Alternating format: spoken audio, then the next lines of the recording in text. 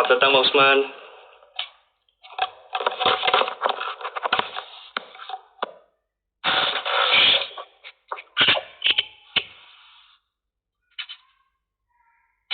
Baru beres. Nah, udah bisa ya Bang ya? Beres. Oke Bang. Selamat sore teman-teman semuanya. Jadi sore hari ini kita mau bahas tentang uji balistik nih.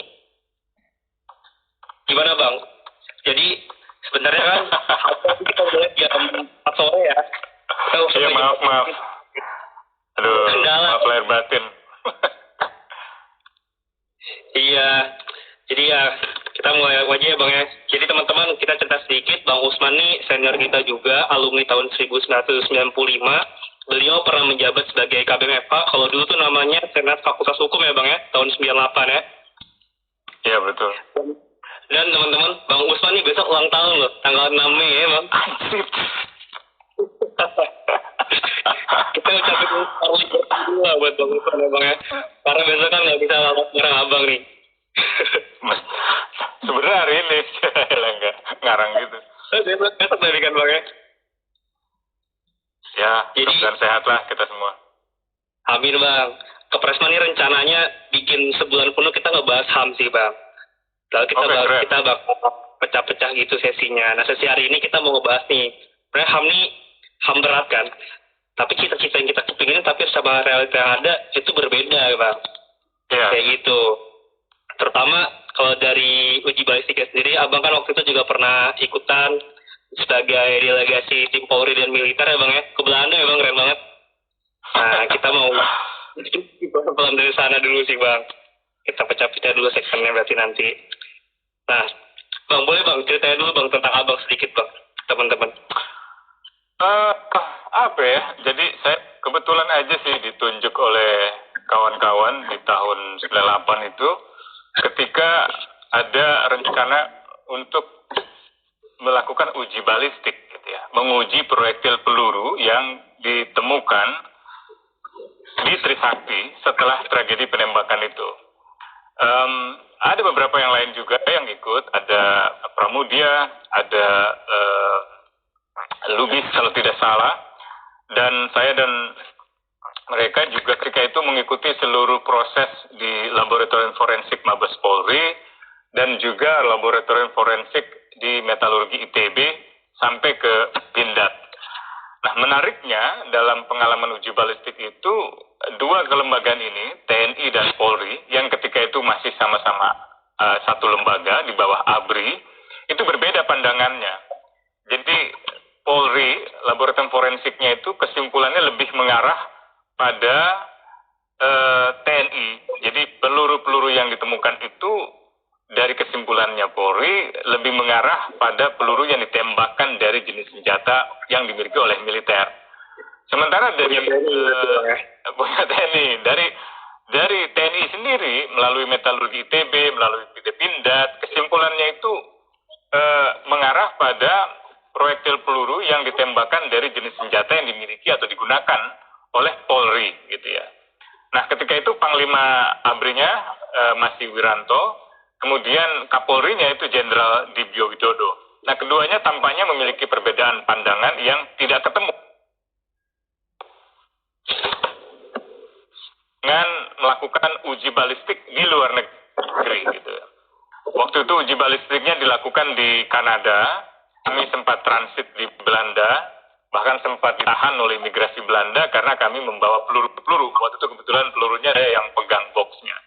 Bersama Dan Pomdam ketika itu, Kolonel Hendarji, ada Peter Hermanus, ada beberapa ahli forensik yang memang merupakan tim gabungan kepolisian dan militer dalam menyelidiki kasus penembakan tanggal 12 Mei 1998. Sepulang dari Kanada, dari Montreal, waktu itu kami sebenarnya dengan penuh kegalauan tidak yakin bahwa perkara ini bisa selesai. Kenapa? Karena ternyata uji balistik di Kanada pun itu belum bersifat definitif, belum bersifat konklusif gitu.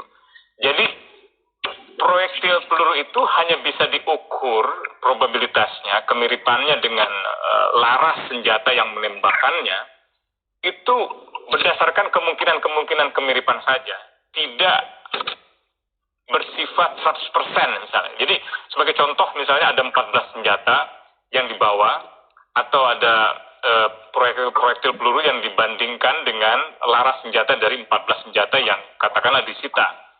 Nah, kalau seandainya kita membawa senjata baru, misalnya di luar yang 14 senjata, itu masih sangat mungkin ada kemiripan baru yang nilainya bisa lebih tinggi. Gitu. Dengan kata lain, yang diperoleh pertama dari 14 senjata itu tidak final. Kelemahan yang kedua adalah kepergian kami ketika itu ke Kanada, itu tanpa dilandasi oleh putusan pengadilan, atau oleh penetapan pengadilan. Sehingga hasilnya itu diragukan juga oleh para pengacara dari mereka yang dianggap bertanggung jawab atas penembakan mahasiswa itu. Nah, ini dua hal yang saya kira kalau diceritakan singkat gitu, garis besarnya ya Bang ya. Garis besarnya gitu. Selebihnya kita bisa ngobrol lagi sih. Bang, selalu Bang, terkait uji balistik itu Bang, sebenarnya kenapa sih Bang uji balistik itu diperlukan? Bahkan kalau kita lihat, walaupun uji balistiknya ini udah keluar hasilnya, itu nggak terlalu dipertimbangkan kan sama putusan pengadilannya, karena tadi kalau Bang bilang itu nggak dilalui oleh proses hukum terlebih dahulu kan Bang? Ya, karena waktu itu tidak ada semacam proses pengadilan yang digelar untuk memeriksa siapa yang bertanggung jawab pada penembakan itu. Jadi yang ada adalah pengadilan militer untuk memeriksa kesalahan prosedur beberapa anggota kepolisian yang diajukan ke pengadilan ketika itu. Jadi tidak ada hubungannya dengan misalnya penembakannya. Gitu. Jadi tidak disebutkan secara hukum penembakan itu sebagai dasar pengadilan dibentuk dan memeriksa orang-orang dari kepolisian. Bahkan kepolisian ketika itu cenderung menolak dan merasa dikambing hitamkan oleh TNI atau oleh pimpinan ABRI ketika itu. Nah, akibatnya adalah proses pengadilan militer yang awal itu juga tidak berjalan maksimal. Sampai akhirnya kami mendorong upaya baru, yaitu melalui proses pengadilan hak asasi manusia. Banyak yang ragu waktu itu karena tidak ada undang-undangnya gitu. Ini gimana ya? Kita mau membawa ke pengadilan militer, hasilnya hanya memeriksa kesalahan prosedur dari beberapa anggota polisi yang tidak dimintai bertanggung jawab karena penembakan mahasiswa, melainkan sekedar kesalahan prosedur.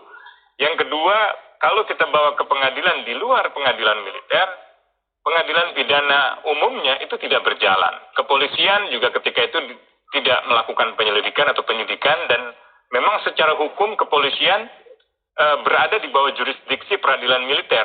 Dengan kata lain, kalau ada anggota kepolisian atau anggota TNI yang diduga melakukan pelanggaran hukum, maka yang berwenang melakukan penyelidikan, berwenang melakukan penyidikan bukan polisi, melainkan POM TNI, ya, Puspom TNI misalnya, atau Pomdam untuk untuk wilayah Jakarta.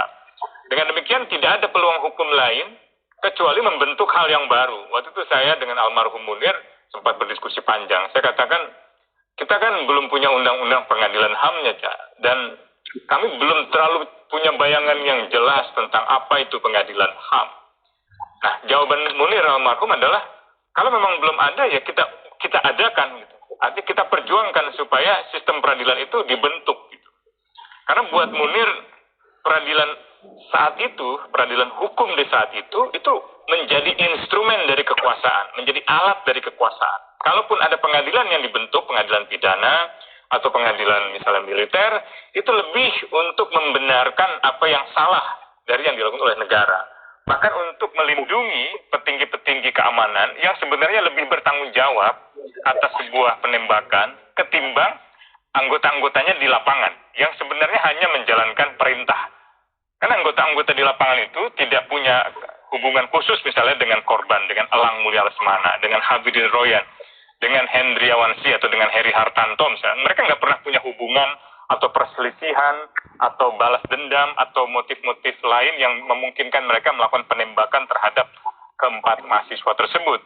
Yang mereka hadapi adalah satu perintah dari atasan. Dalam militer di masa Orde Baru sangat hierarkis, sangat sangat top down gitu, sangat dari atas ke bawah itu nggak bisa ada penolakan perintah atau klarifikasi, sehingga perintah apapun pasti dijalankan di tingkat bawah gitu. Nah, perintahnya saat itu adalah apapun harus ditempuh, harus diambil oleh ABRI untuk menjaga mahasiswa tidak keluar kampus. Jadi kalimat apapun itulah yang kemudian kami tafsirkan bahwa kalau mahasiswa benar-benar keluar kampus, berarti ditembak pun itu sah-sah saja, dianggap sah gitu. Waktu itu ada operasi Mantap ABRI, termasuk di kalangan militer operasi Mantap Jaya, kalau di kepolisian ada Mantap Brata, tentang hierarki komando yang sebenarnya bertahap dari pengendalian massa sampai dengan pengambilan huru-hara.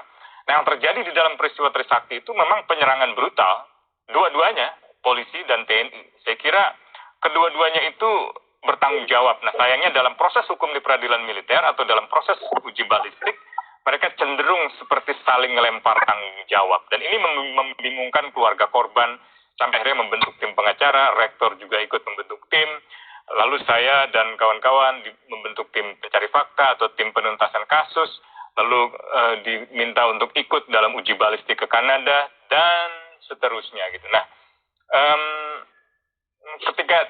ketika kami menghadapi masa-masa yang sangat dilematis itu, antara berharap pada pengadilan militer yang tidak mungkin atau pengadilan umum apalagi, akhirnya kami mencoba mendorong terbentuknya pengadilan HAM. Jadi saya meskipun masih berstatus mahasiswa, sudah sering bertemu dengan aktivis-aktivis HAM, Munir di Kontras atau Bambang Wijayanto di LBHI, Daniel Panjaitan, yang ketika itu kita sama-sama sering berkumpul dan mendiskusikan sebuah rancangan undang-undang yang baru. Namanya waktu itu Rancangan Undang-Undang HAM dan Komnas HAM, yaitu Undang-Undang Nomor 39 tentang tahun 99 tentang hak asasi manusia, yang sekarang dikenal sebagai Undang-Undang HAM. RUU yang kedua adalah Rancangan Undang-Undang tentang Pengadilan HAM, yang sekarang kita kenal sebagai Pengadilan HAM. Di luar dari bayangan saya ketika itu, akhirnya usaha itu berhasil. Undang-Undang HAM disahkan setahun setelah peristiwa Trisakti, kurang lebih, lalu 2 tahun setelah itu Pengadilan HAM-nya dibentuk. Nah, untuk menggunakan pengadilan itu, ternyata harus ditempuh mekanisme yang bersifat ad hoc. Artinya, kasus yang diperiksa ini kan terjadi sebelum undang-undang itu disahkan. Dan karena itu, dia harus mengambil keputusan politik dari Dewan. Ada pasal 43-nya di situ. Untuk kasus pelanggaran HAM berat yang terjadi sebelum undang-undang disahkan, dibawa ke pengadilan HAM yang dibentuk melalui keputusan Presiden berdasarkan usulan DPR. Lalu dalam ayat penjelasannya, dalam hal DPR RI mengusulkan pembentukan pengadilan HAM ad hoc, DPR RI mendasarkan pada temuan awal tentang terjadinya pelanggaran HAM berat. Dan itu kami tafsirkan sebagai temuan Komnas HAM. Nah, pada saat yang sama kita sedang mendesak DPR untuk membentuk panitia khusus. Tapi pansus di DPR itu yang kami inginkan ketika itu belum dalam kerangka pengadilan HAM. Karena undang-undang pengadilan HAM-nya belum terbentuk. Yang kami rujuk adalah panitia khusus dalam kasus Aceh. Pansus Aceh yang memeriksa para jenderal dalam kasus pelanggaran HAM di masa daerah operasi militer di Aceh. Karena aktivis mahasiswa 98 ketika itu juga mendesak penghapusan status daerah operasi militer di Aceh, di Papua, bahkan di Timor sebelum merdeka.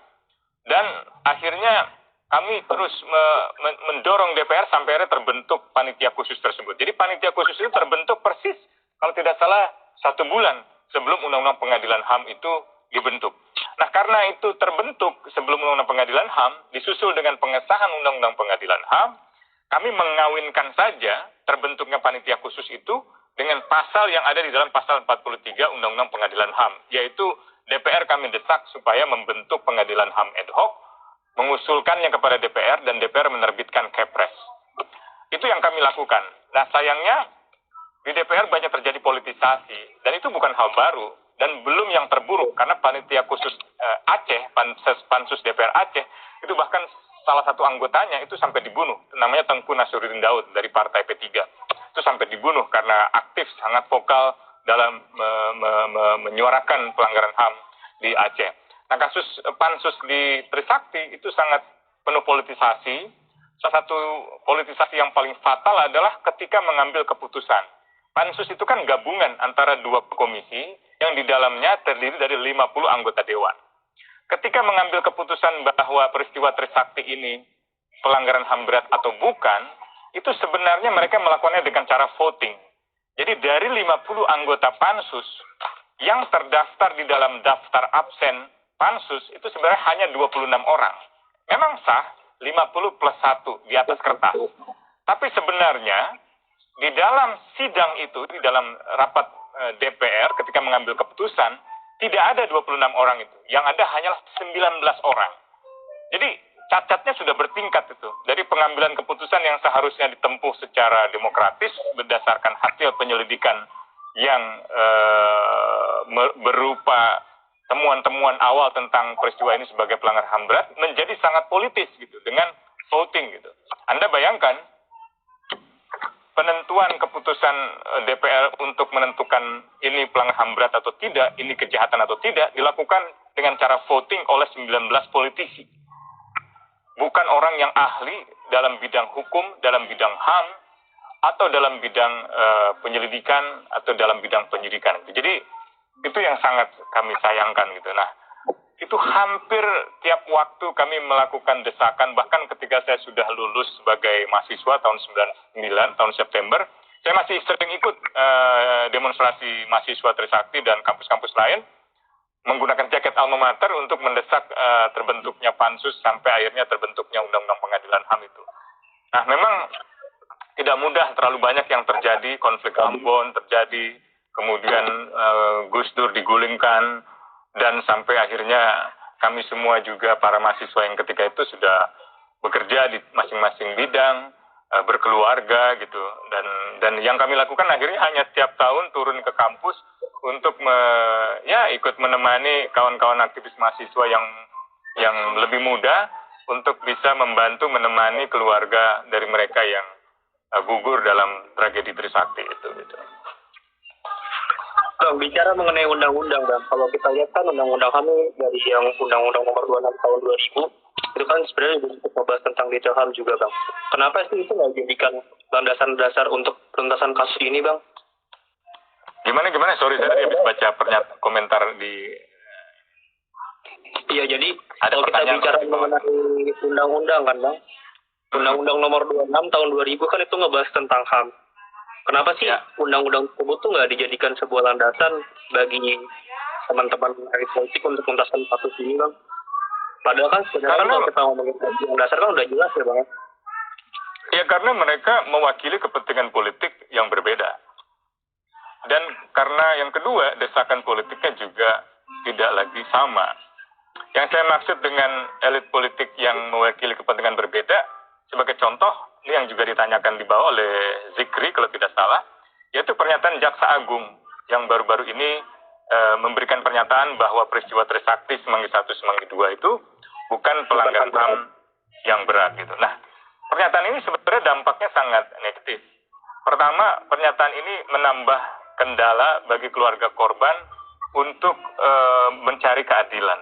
Yang kedua, sebenarnya pernyataan ini juga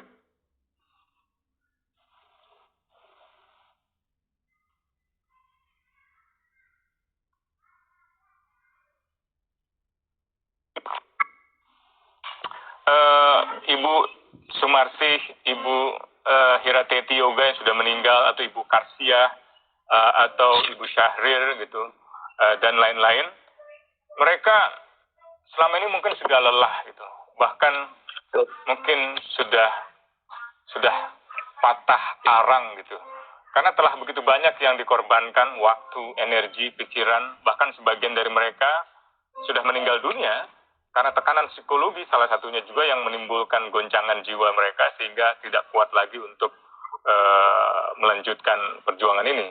Nah, Jaksa Agung sebagai pengacara negara, sebagai penuntut umum itu kan mewakili kepentingan umum, termasuk di dalamnya keluarga korban yang merupakan masyarakat.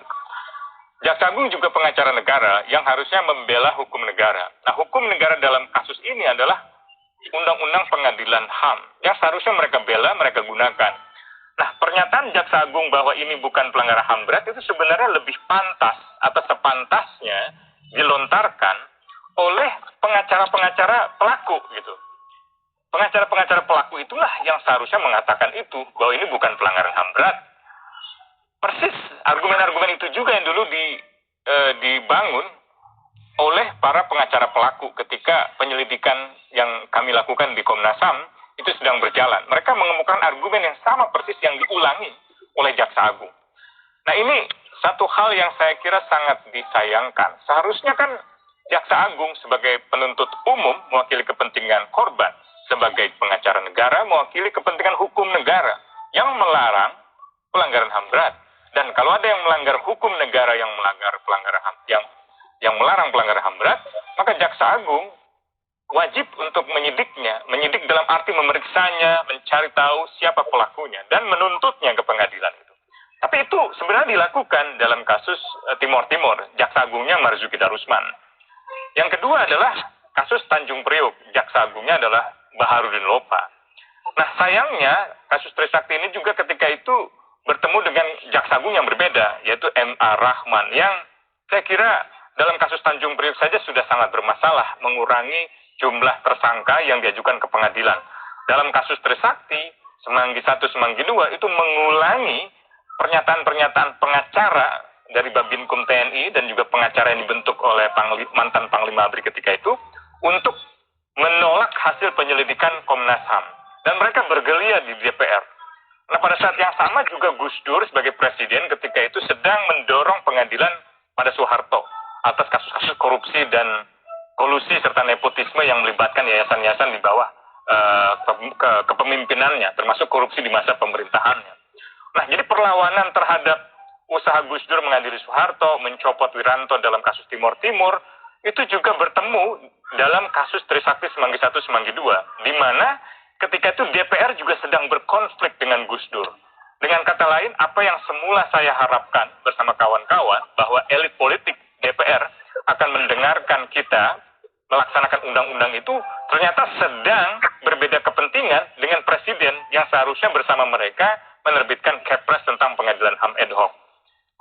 Akibat akhirnya adalah pada Juli 2001, DPR beraliansi dengan elit-elit militer untuk menjatuhkan Gus Dur. Nah, bersamaan dengan jatuhnya Gus Dur, gugur pula seluruh proses penuntutan terhadap Soeharto atau terhadap orang-orang yang dianggap bertanggung jawab dalam kejahatan HAM di masa lalu, termasuk diantaranya adalah tragedi Trisakti Semanggi 1 dan Semanggi 2 gitu. Oke. Kemudian itu menjawab Zikri juga. Tadi juga kita ngebahas mengenai jatuhnya Gus Dur kan Bang ya. Tadi ada juga pertanyaan dari saudara Dino Ardiansyah. Beliau menanyakan apakah dengan rezim yang sedang berlangsung saat ini harapan untuk menuntaskan kasus Trisakti ini ataupun kasus-kasus HAM lain ini sangat tipis Bang? Kalau mau dibiarkan begitu saja tentu saja sangat tipis. Tapi yang kita lakukan secara ideal sebenarnya mengubah keadaan itu gitu. Jadi bukan sekedar melihat, menginterpretasi keadaan sebagai keadaan yang tidak menyediakan peluang yang besar, tetapi mencari cara, mencari tahu untuk mengubah keadaan itu sehingga mendekati setidak-tidaknya dengan apa yang kita cita-citakan. Misalnya ada pengadilan HAM. Tentu saja pengadilan HAM itu juga harus dipastikan hakimnya adil, jaksanya adil. Mereka dilindungi dari intimidasi karena pengalaman pengadilan HAM Timor Timur, Tanjung Priok, banyak jaksa, banyak hakim yang juga diintimidasi gitu. Bang, terkait penuntasan juga nih Bang, Abang kan juga waktu itu kan menjadi mahasiswa.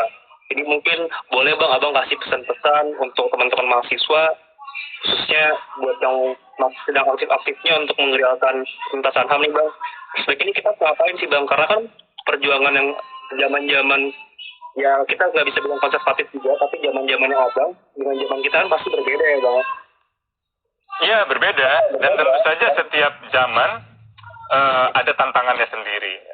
Dan saya sebenarnya sangat mengagumi mahasiswa dan para pelajar yang turun ke jalan di tahun yang lalu. Menurut saya itu satu bentuk kesadaran politik yang tinggi dari generasi muda, bahkan dari pelajar, yang tidak berdiam diri melihat keadaan sosial di tanah air. Keadaan sosial ekonomi yang sekarang ini memprihatinkan gitu ya, sebelum wabah COVID, sampai dengan keadaan elit politik yang terus-menerus berkolaborasi, berkongsi gitu, hanya untuk kepentingan-kepentingan ekonomi politik mereka melalui berbagai rancangan undang-undang, melemahkan KPK. KPK itu satu produk reformasi yang saya kira paling bertahan cukup lama itu ya, selama 20 tahun, dan paling memberi prestasi terhadap Indonesia. Harum nama Indonesia di dunia itu karena gerakan mahasiswa, karena KPK, dan itu dihancurkan lewat undang-undang revisi yang baru itu. Dan ini yang akhirnya membuat mahasiswa marah, karena di DPR pun tidak ada oposisi sama sekali. Jadi kontestasi pemilihan umum yang telah membelah masyarakat secara sosial, secara politik, bahkan di tingkat tertentu secara agama, ternyata berujung pada semacam aliansi antara oligarki yang ada. Karena mereka memiliki kepentingan-kepentingan bisnis di balik mereka sendiri, yang tentu saja dalam banyak kajian literatur itu dipertemukan sebagai kartel bisnis yang menggunakan sumber daya negara, menggunakan hubungan patronase negara untuk diarahkan pada keuntungan-keuntungan material mereka. Ini yang disebut sebagai oligarki. Orang-orang yang sedikit sebenarnya tapi menguasai kekayaan material yang luar biasa di Indonesia. Mereka memiliki tambang, memiliki perkebunan, memiliki tanah-tanah yang sekarang ini sebenarnya sedang diperjuangkan oleh para petani, oleh para mahasiswa, oleh para aktivis, termasuk yang belakangan ini ditangkap di Malang, itu membela para petani, atau aktivis lingkungan di Lahat yang dibunuh, juga aktivis di Medan, atau maksud saya di Sumatera Utara yang juga diduga dibunuh. Itu seluruhnya merupakan gejala perlawanan dari masyarakat untuk mempertahankan kedaulatan mereka atas tanah mereka, atas sumber daya alam mereka, atas kekayaan alam mereka dari keserakahan para elit-elit itu gitu. Nah, sayangnya umur dari gerakan mahasiswa yang tahun lalu itu belum panjang umurnya. Nah, mungkin mereka terus mencoba, dan saya sering mendapatkan update dari para pimpinan mahasiswa. Ya, tetapi mereka terus-menerus dilemahkan, diserang dengan tuduhan-tuduhan negatif bahwa mereka ini anarko yang anti hukum, mereka ini anarko yang ingin menjarah, dan seterusnya. Ini saya kira propaganda yang mirip dengan tahun 98, di mana kami pun ketika itu dituduh mau menjarah, dituduh menciptakan kerusuhan, bahkan dituduh membawa kepentingan agama untuk menyerang pemerintah yang dianggap mewakili kepentingan Islam. Kami di Trisakti waktu itu rata-rata Rohis. Saya ketua studi pendalaman Islam di Fakultas Hukum. Sekjennya Gunawan, ketua Rohis di universitas. Jadi meskipun demikian kami dituduh sebagai basis kampus Kristen, yang mereka tuduhnya dengan buletin-buletin Jumatan itu, dengan selebaran-selebaran gelap ya, belum ada media sosial saat itu. Dan itu beredar luas di berbagai masjid. Dan kami dianggap sering berkumpul di Atmajaya karena Atmajaya adalah kampus Katolik. Dan kami menolak sidang istimewa karena dianggap Habibie adalah mewakili presiden dari kalangan Muslim. Karena Habibie kebetulan adalah sosok salah satu cendekiawan dari Indonesia, Ikatan Cendekiawan Muslim Indonesia, ICMI. Ini seluruhnya adalah propaganda yang kotor sebenarnya, yang mengadu domba masyarakat dengan sentimen agama. Lebih vulgar lagi sebenarnya ketika itu dana Bulog, Badan Urusan Logistik yang seharusnya diperuntukkan buat support logistik masyarakat, itu dikorupsi, dan dananya itu dipakai untuk membiayai Pam Swakarsa, membiayai termasuk pasukan Laskar Sipil yang ada di Timur Timur, pasukan Aitarak dan lain sebagainya. Di Jakarta itu Pam Swakarsa, jadi laskar-laskar sipil yang semuanya menggunakan atribut Islam, menggunakan ikat kepala dengan tulisan syahadat la ilaha illallah Muhammadur Rasulullah gitu, lalu menyerang, melempari batu ke Atmajaya dan mendiskreditkan mahasiswa sebagai gerakan anti-Islam. Jadi kalau Anda lihat fenomena pemilihan umum 2014 yang menggunakan sentimen agama atau kartu Islam, pemilihan gubernur DKI yang menggunakan sentimen agama Islam, termasuk anti rasial, anti Cina, itu persis yang terjadi tahun 98 di bulan Mei. Kita diarahkan untuk membenci Cina, padahal yang kami lakukan ketika itu melawan negara, melawan pemerintahan yang otoriter, tapi kami kemudian dibelah, diadu domba dengan sentimen-sentimen agama dan rasial termasuk etnisitas. 2019 juga begitu. Jadi masyarakat dibelah berdasarkan agama. Seolah-olah pertarungan pemilu ini adalah urusan masuk surga. Seolah-olah ini urusan membela agama. Begitu pula ketika kami melawan kekuasaan Orde Baru. Saya kira ini memang pola yang dilakukan di berbagai negara. Kalau kita ingat pemilihan umum di Amerika Serikat misalnya, Obama dituduh, karena di sana mayoritas Kristen, Obama dituduh membawa misi Islam. Kebetulan Obama dituduh sebagai orang yang dekat dengan kelompok Islam, dan nama Obama yang Barack Hussein Obama itu dianggap sebagai tanda-tanda bahwa Obama tengah membawa Islamisasi di dalam masyarakat Kristennya Amerika Serikat. Dan itu sangat efektif gitu. Dan Obama dianggap bukan warga negara Amerika karena ia punya keturunan Kenya, dan kebetulan ibunya juga atau ayahnya juga orang Indonesia, dianggap bukan orang asli Amerika. Jadi politik kebencian semacam ini yang sebenarnya tidak menggunakan kekuatan akal budi, kekuatan pikiran, ini yang saya kira kita lawan di balik seluruh mesin represi itu. Nah ini yang saya kira membutuhkan forum-forum diskursif, forum-forum pencerahan lewat diskusi-diskusi mahasiswa, kelompok-kelompok studi mahasiswa, para aktivis, sampai dengan strategi mobilisasi yang lebih terorganisir gitu. Nah ini memang tidak mudah, tetapi tidak boleh berhenti untuk dilanjutkan gitu. Bang, ini ada pertanyaan dari Bung Roland. Beliau menanyain, kenapa sih pemerintah seakan-akan takut, bahkan enggan untuk mengadili tanda kutip mantan jenderal? Kalau salah ya salah gitu ya. Tadi saya menyebut pengalaman di masa Gus Dur. Gus Dur tidak takut, Gus Dur berani. Tapi ternyata pembelajaran kekalahan Gus Dur itu seperti menjadi semacam bayang-bayang bagi presiden setelahnya untuk mengukur tindakannya. Saya ambil contoh misalnya di masa pemerintahan SBY. Saya ingat betul diskusi saya dengan Andi Malarangeng ketika itu juru bicara presiden. Saya katakan kenapa pemerintah, khususnya presiden setelah mendapat suara mayoritas dalam pemilihan umum presiden secara langsung, seperti masih takut untuk membongkar kejahatan ini. Gitu. Lalu dia katakan ini bukan soal takut atau tidak, tapi ini soal hitung-hitungan politik di DPR. Meskipun kami sudah memperoleh suara 60% misalnya untuk pemilihan presiden, Partai Demokrat ketika itu hanya memperoleh 6-7% kursi di DPR. Dengan kata lain, tidak mungkin memenangkan usulan politik DPR untuk membentuk pengadilan HAM ad hoc. Itu masih masuk akal. Dalam periode yang kedua, saya kembali berdiskusi dengan orang-orang yang sama, dengan tema yang sama. Saya katakan, sekarang Demokrat sudah menguasai lebih dari 20% di parlemen. Lalu, secara hitung-hitungan politik semestinya bisa, karena partai koalisi sangat besar ketika itu, sampai ada sekretariat bersamanya dibentuk di rumah Abu Rizal Bakri untuk bisa memenuhi tuntutan para mahasiswa. Tapi terus jawabannya bertele-tele, sampai akhirnya keluar satu kalimat, saya kira dari mereka adalah, Bung Usman harus ingat bahwa ketika Gus Dur memaksakan proses pengadilan terhadap Soeharto, proses pengadilan HAM dalam kasus Trisakti Semanggi I, Semanggi II, yang terjadi adalah pembangkangan militer yang akhirnya berkolaborasi dengan DPR dan melakukan pemakzulan terhadap presiden. Saya katakan pemakzulan itu tidak mudah. Pertama, dia harus memperoleh suara mayoritas di DPR MPR. Kalaupun sudah ada suara mayoritas, dia harus memperoleh semacam putusan dari Mahkamah Konstitusi. Dua layer itu tidak mungkin terjadi di masa itu. Pertama, karena suara mereka mayoritas di DPR, di DMPR, dan juga karena Mahkamah Konstitusi masih sangat penuh dengan integritas ketika itu. Putusan-putusannya sangat berwibawa. Berbeda dengan putusan-putusan terakhir yang cukup kontroversial, tapi di masa itu tidak mudah bagi aktor politik manapun untuk mempengaruhi Mahkamah Konstitusi. Tapi ternyata meskipun demikian, ya ketakutan itu tetap membayang-bayangi. Soal ketakutan ini kan sebenarnya bukan sekedar apa sebenarnya ancaman persis yang kita hadapi secara real di dunia nyata gitu ya, misalnya pemakzulan, tapi juga lebih dipengaruhi oleh bayangan kita tentang apa yang kita takutkan itu.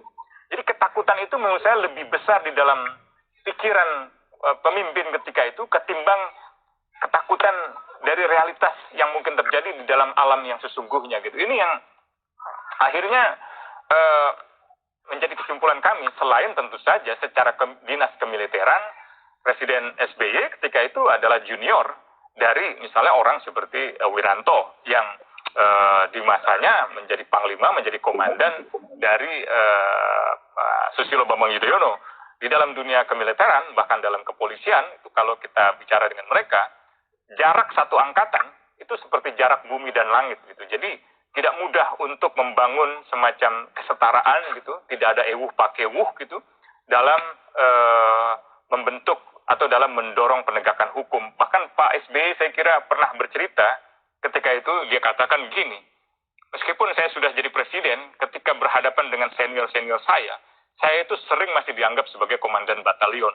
Jadi saya sering dipanggil D, padahal saya sudah jadi presiden gitu. Jadi psikologi semacam ini dalam novel Pramudia Anantatur itu dianggap sebagai jawanisme politik ya, semacam kultur ewuh pakewuh, bukan dalam pengertian etnisitas, tapi dalam pengertian politik yang memungkinkan atau memustahilkan seseorang itu menganggap orang lain dalam persamaan derajat atau dalam sifat yang egalitarian, sehingga penegakan hukum itu tidak lagi pandang bulu. Nah ini sulit mencari pemimpin yang semacam itu. Gus Dur kalah bukan karena keberaniannya yang dia dikalahkan, tapi justru karena hitung-hitungan rasional politik. Nah, pemerintahan setelahnya sebenarnya memiliki hitung-hitungan politik yang lebih benar, yang lebih besar, yang lebih kuat gitu. Tetapi ternyata tidak cukup kecuali ada semacam keberanian politik atau semacam kehendak politik yang kuat dari seorang pemimpin yang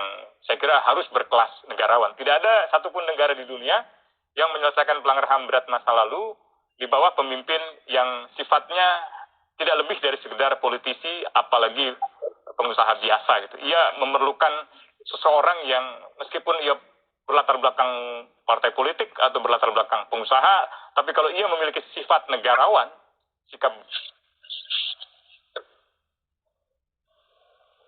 melampaui itu gitu. Meskipun seluruh kondisi itu memerlukan peran dari seluruh komponen masyarakat, komponen bangsa, dan komponen gerakan mahasiswa. Bang, ada pertanyaan lagi dari Edmund Seko. Ia menanyakan, bisa nggak sih tragedi kasus PSS ini dan tragedi 12 Mei dibawa menjadi pemasalahan HAM internasional ke Mahkamah HAM internasional, Bang? Tadi putus-putus, Kal. Maksudnya ke pengadilan internasional gitu? Dibawa ke pengadilan HAM internasional, Bang, tragedi ini. Iya. Bisa nggak sih, Bang? Jadi ada dua yang disebut sebagai pengadilan internasional itu. Yang pertama adalah International Court of Justice, yang sebenarnya lebih merupakan forum pengadilan untuk perselisihan antar negara. Jadi misalnya, saya ambil contoh sengketa wilayah antara Malaysia dengan Indonesia dalam kasus Pulau Sipadan dan Legitan. Itulah pengadilan internasional yang pertama, yang berkedudukan di Den Haag.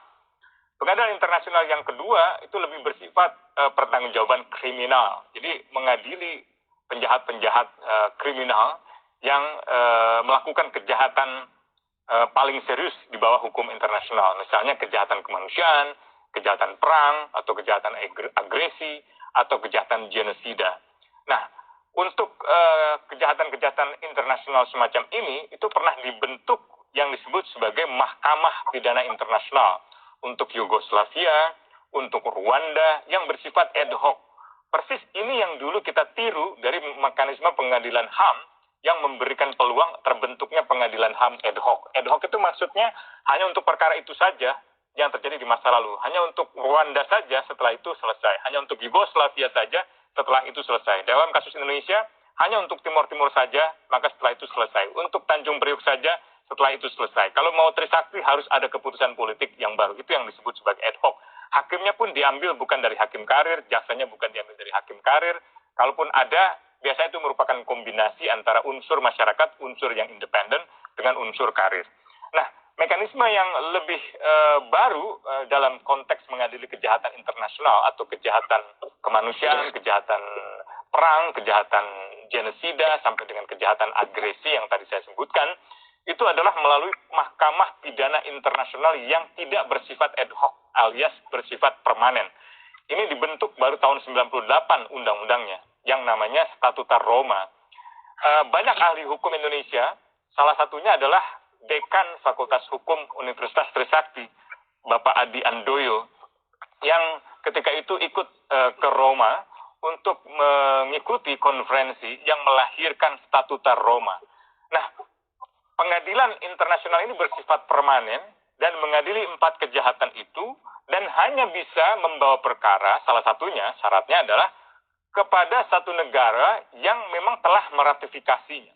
Nah, sayangnya sampai sekarang Indonesia belum meratifikasi pengadilan permanen internasional tersebut yang disebut sebagai International Criminal Court.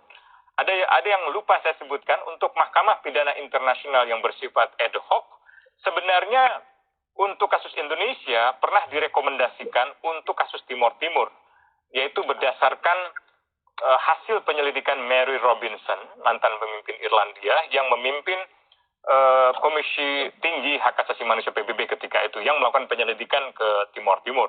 Yang kedua adalah rekomendasi dari komisi ahli, Commission of Expert, yang terdiri dari beberapa hakim yang dibentuk oleh Sekjen PBB Kofi Annan. Mereka merekomendasikan pembentukan pengadilan HAM ad hoc untuk internasional yang akan mengadili kasus Timor Timur. Nah, sayangnya di tingkat internasional kemudian diveto di dalam Dewan Keamanan PBB. Nah, akhirnya pengadilan itu tidak pernah terbentuk. Dunia pun berubah. Amerika bahkan ketika itu menarik diri di bawah George Bush setelah sebelumnya di bawah Bill Clinton lebih mendukung hak asasi manusia. Kembali di bawah Obama mendukung hak asasi manusia, bergeser ke Trump sangat anti hak asasi manusia. Jadi ada banyak perubahan politik di berbagai negara. Di Indonesia juga begitu. Kalau pemimpinnya seperti Gus Dur atau seperti Habibie mungkin masih ada banyak harapan.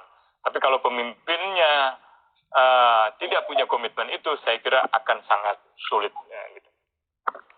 Ada lagi pertanyaan Bang, ini dari Andi Rahmat, menanyakan sebuah teori bahwasannya pressure group bisa menekan oligarki yang sedang berlangsung Bang. Dalam hal ini kita tariknya mahasiswa.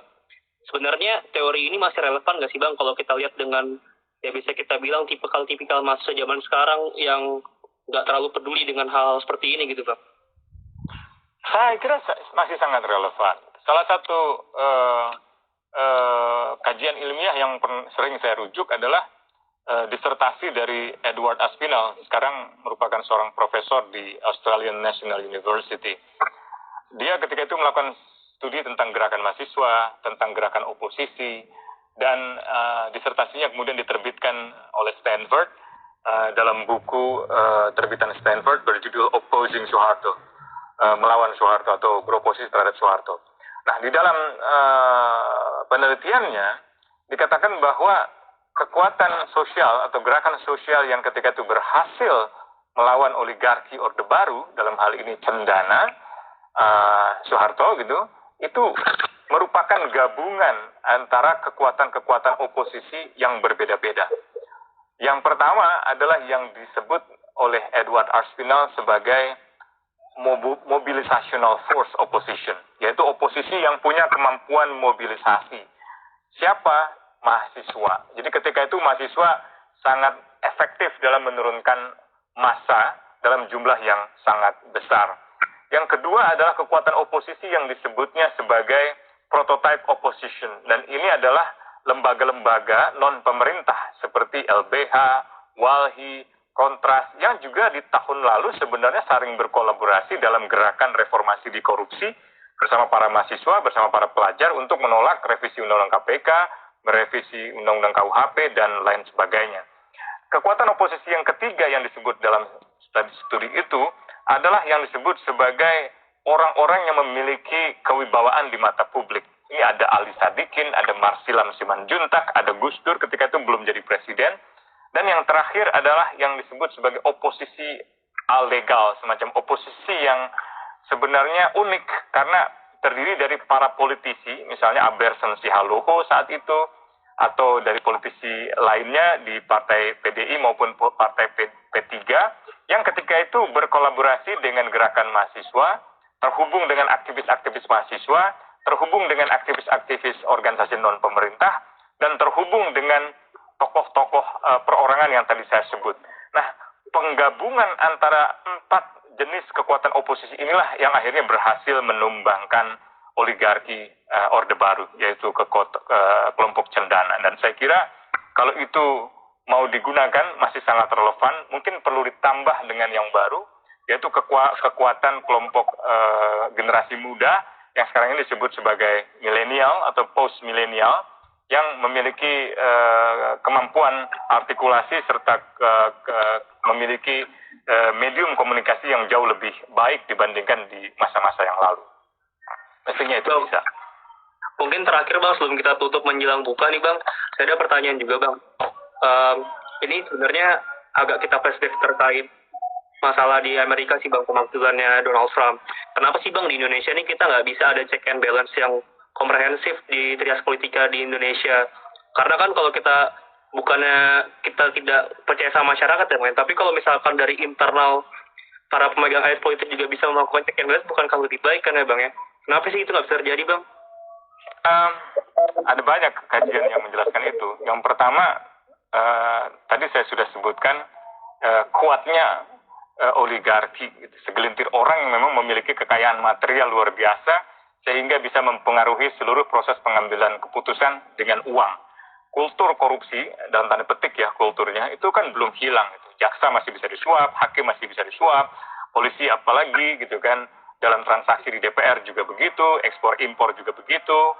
Yang kedua adalah kartelisasi. Gitu. Kartelisasi itu adalah kelompok elit politik yang memiliki akses pada kepentingan ekonomi, yang selalu berkolaborasi siapapun yang memenangkan pemilu gitu. Dan yang terakhir saya kira reformasi kepartaian, selama partai ini tidak benar-benar terhubung oleh masyarakat, tidak didanai oleh masyarakat, atau tidak memiliki mekanisme pengambilan keputusan yang demokratis di dalamnya, selama itu pula saya kira sulit melahirkan oposisi yang ideal.